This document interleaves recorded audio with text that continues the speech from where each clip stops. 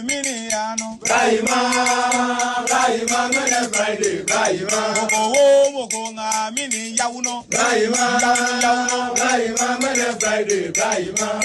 ever slow up, no I don't take shit. I got no love for the fakeness. If you wanna play tough and wanna hate this, I'll always show up. Guys, I welcome you back to the Friday edition of Manuel TV Sports Channel's Daily Updates. And quickly, let's get into the video. What is trending about Ghana sports? It's all about Black Stars coaching saga. After Black Stars' narrow 1-0 victory against the Eagles of Mali in the CAF 2026 World Cup qualifiers, a lot of Ghanaians, including you and I, have expressed mixed feelings about Otuado's performance as a head coach of the Black Stars. On the other hand, the Eagles of Mali's head coach, Tom Saintfiet, earned some admiration despite his defeat to the Black Stars due to his tactical prowess that's nice against the Black Stars of Ghana. And yesterday, he had a lengthy interview on multimedia. We are going to enjoy some highlights of the interview, and I'm also going to share my opinion, some of his revelations, same as the larger context of what it means to Ghana football and the Black Stars coaching problems. Adapts from the camps of Tariq Lamptey, Daniel Kofiche, and other national stories. But before I do that, quickly let's do it together. Subscribe to the channel, hit the post notification bell for more updates. Please don't forget to like the video and share to other social media platforms. Ladies and gentlemen, it was all about the lengthy interview on multimedia, Adom FM and Asempa FM, Fire for Fire, between Tom Saintfiet, the head coach of the Eagles of Mali, and the host, Kobe Stones. And you all know the brawl between Kobe Stones and Otuado. And according to Tom Saintfiet, he was ever ready for the Black Stars job after our decimal performance in the 2024 AFCON tournament in Ivory Coast. He even spoke to the president of the Ghana Football Association, same as the vice and one government official. But eventually, the job was given to Otuado. Let's enjoy this one. You come out with other interesting snippets of his speech. Now, let's talk about the Ghanaian national team. In fact, before taking the Mali job, you reportedly eyed the Ghana national team coaching role. What motivated your interest in the Black Stars? Yeah, as I said earlier, my ambition as a coach, as a young coach when I started, was to work with the giants of African football and to go to the biggest stage, to World Cup. If you check my interviews from more than 10 years ago, I always said that an African team can reach semi-final and more when they use the right strategy. And I think Morocco has proven that under Walid Regraoui in the last World Cup in Qatar. But I also believe that giants as Cameroon, Nigeria, Ivory Coast, and Ghana can reach semi-final and more. Ghana was very close to that in 2010. Wasn't there Suarez with the handball and the missed penalty afterwards? Ghana would have reached that time already the semi-final. So for me, Ghana is always a giant in international football, in African football. Even now. Coach, even now, do you say Ghana is giant in Africa? Coach, can you hear me? Yes, it's not because you don't qualify for... Yes, I hear you. Do you hear me? Yes, the line was breaking. Yes, I can hear you now. Hello? Do you hear me? Yes, I can hear you. Okay. Can you hear? Yeah, I still believe that. It's not because you miss out of a tournament that you're not a big nation. I remember that Nigeria, they became African champion, if I'm right, in 2012 or 13, and the next Africa Cup they were not qualified for it. It happens sometimes. Italy was not qualified for the Euros, even if it's a giant in European football. So that you can't be a giant. And the availability of the players in Ghana is immense. And last AFCON, we were in touch. I spoke with the Ghana Federation in that period. My plan was to resign in Gambia. I had informed also the Federation of that. After 5.5 years, I had the feeling we reached the maximum what was possible with that team. And I needed some new step in my career. And Ghana was one of the 3 countries I was talking Oh, to the end, they chose another coach, and that's their right. In football, federations, clubs, they can choose the coach they want. Coaches choose the players they want, and yeah, that's football life. That's life, and I had to move on. But it's correct that last year, after and around the Africa Cup in Ivory Coast, I had talks with Ghana. but who were you speaking to? Who directly were you speaking to? I had a job interview with the president of the Ghanaian Federation, the vice president, and one government official. Oh, really? Was it because of the amount you quoted, or maybe the financial something that you spoke about that you think maybe Ghana cannot afford? No, I never ask. For me, money is never important. I worked in Asia the last months before I went to Mali, and I earned multiple times more than the money I earn in Mali. But I missed the African continent, and I wanted to work with a country who can achieve something, and that was my motivation to go to Mali. Money is never my motivation, so if the numbers, I'm if the surprised, numbers, coach. You know, I'm surprised you say yeah, if money is not what is going to motivate you in any way. no, no, I'm never interested in money. For me, Wow. if my wife can buy her a pair of shoes, that's nice. But I'm not a coach. I'm a coach who chooses for ambition. I'm a coach who chooses for what I can achieve with countries. Wow. That's more important than any money. Money is never a discussion point for me. Okay, so how did you feel when you eventually lost out on the Ghana job and then it was given to Otuado? How did you feel eventually? Yeah, and when you want something and you don't get it, then you're disappointed. That's normal in life. If I would be not motivated that time to get the Ghana job, I would be not disappointed. I was disappointed. Yeah, Wow. sure. I had a very good feeling with the people from the Ghana Football Association. We had good talks. I felt it was a good match. But on the end, they choose, and I accept that. I respect their choice. There are more than one good candidate, and it's up to the federation and government to choose the right one in their philosophy. And probably at that moment, I was not the right one. And that's you have to accept that. Like I said, it's part of the job. But I was sure disappointed. Hmm. Now let's take a critical look and listen to what this part was about. And as I've already said, Kobe Stone is a guy who wants to create that kind of brow between him and Otuado.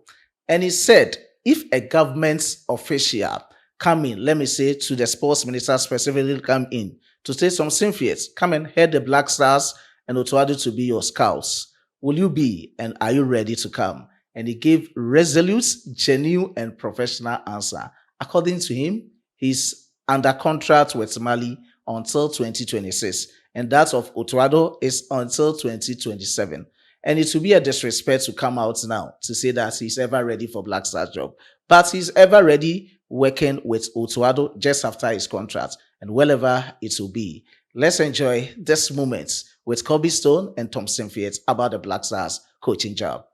Okay, so but coach, do you still have aspiration of coaching Ghana in the future, or right now your focus is entirely on Mali now?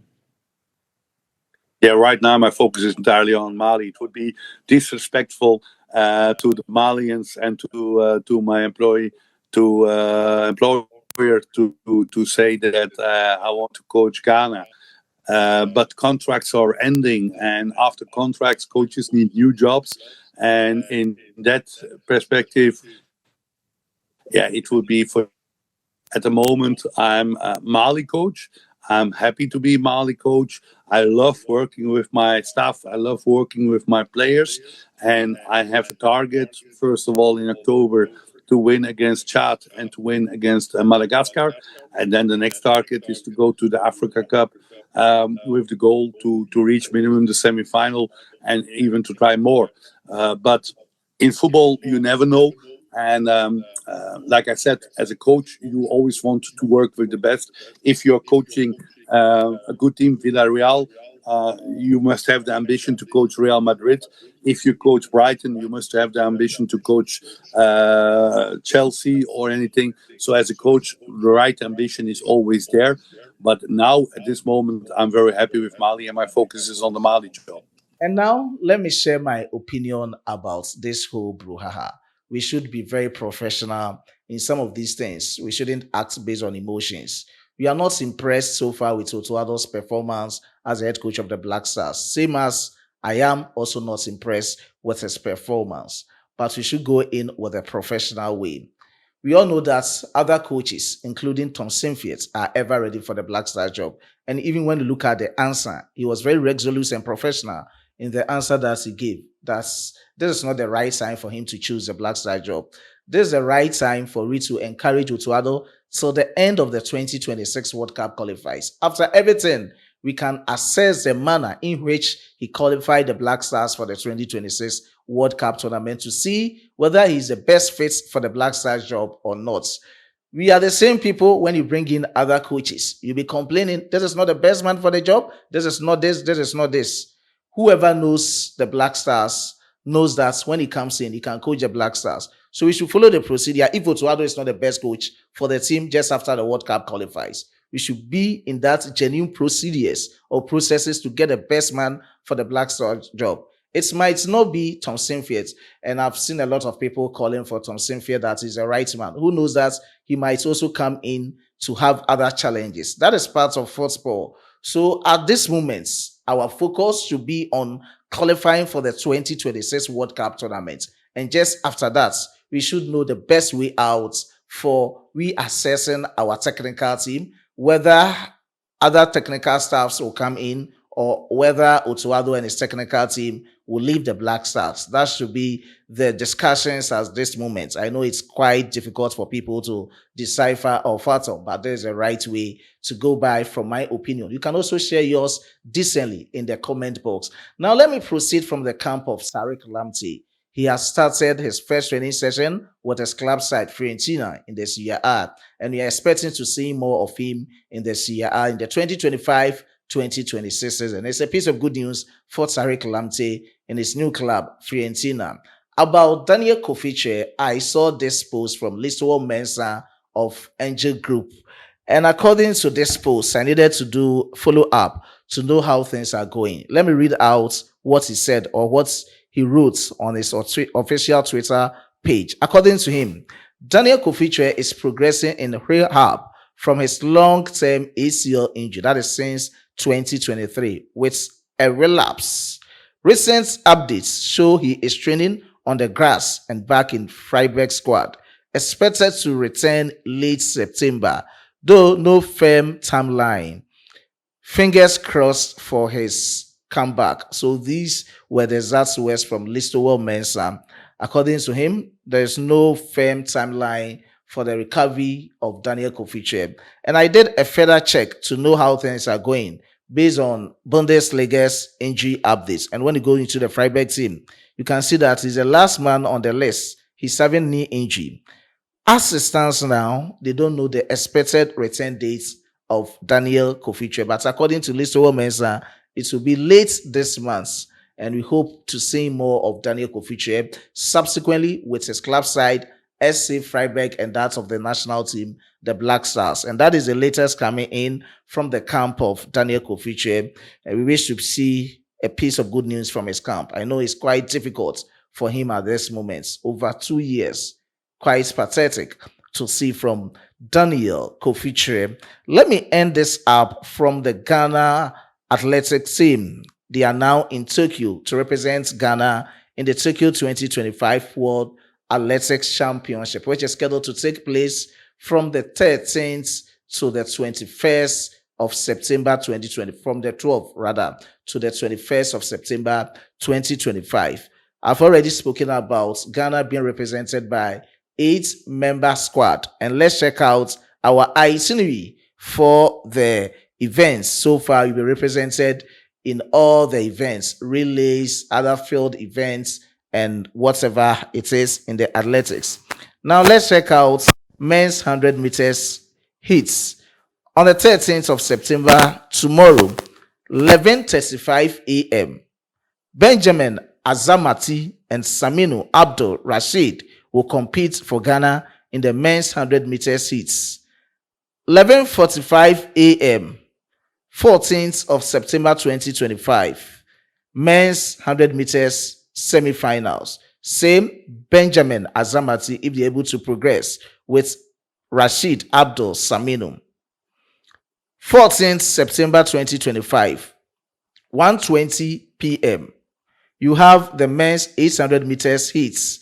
Alex Amankwa will be competing on the 16th of September 2025, and a lot of competitions for Ghana and how it will be. And finally, let me end it up from the men's 4x100 meters heats. Saminu, Azamati, Fuseni, Age, Bokpin, and Amwa will compete for Ghana on the 20th of September 2025, exactly 11:25 a.m. And if you're able to progress to the final, it will be on the 21st of September 2025, 12:20 p.m. And I know most of you guys are interested in the 100 meters heats, same as the men's 400 meters heats. And that is it. I've given you the comprehensive insight to know everything about Tokyo 2025 World Athletics Championship. I will keep you updated with all the details from this competition. Lest I forget, let me add this breaking before I wrap up with the stories. Another opportunity for the Black Queens to build towards their next WAFCON tournament. That is the 2026 edition in Morocco, which is scheduled to take place in March 2026. We don't know the exact duration for the tournament, but as it stands now, the tentative details of this friendly match is on the 2nd of December 2025 at the St. Mary's Stadium in Southampton. That is the latest coming in regarding the Black Queens of Ghana. I've already reported to you on this platform that Ghana had walkover in the first round, and we are into the second round of the 2026 WAFCON qualifiers against Egypt, which is reported that the game will take place on the 25th of October. That is what is happening, and these are tentative details surrounding Black Queens' next WAFCON qualifiers. Whatever it is, we'll just keep you updated with this friendly game and our WAFCON qualifiers for the 2026 WAFCON tournament in Morocco. I was being supported by my hardworking chief editor, Emmanuel Kwame Asiedu, and my amazing graphic designer, Dominic. Before I take a leave of you, let me give special shout out to my amazing, cherished viewers and commenters in the comment box. Gabison DC, I do appreciate your support. Ofosu Prosper, Dortmund, Fintin Daniel again, Fintin Daniel, Ghanaian Ness, Albert Inkum, I do appreciate your support. Matthew Duku, I salute you, boss. And Akufu Gabriel, I do appreciate your support. Jumo Samson, Israel Ajekum 9878, Jude Edem, I do appreciate your support. Israel Ajekum again, and all those who commented but didn't have a special shout out. Subsequently, I will give it to, and we shall meet in the next one. Once you meet again, it's bye.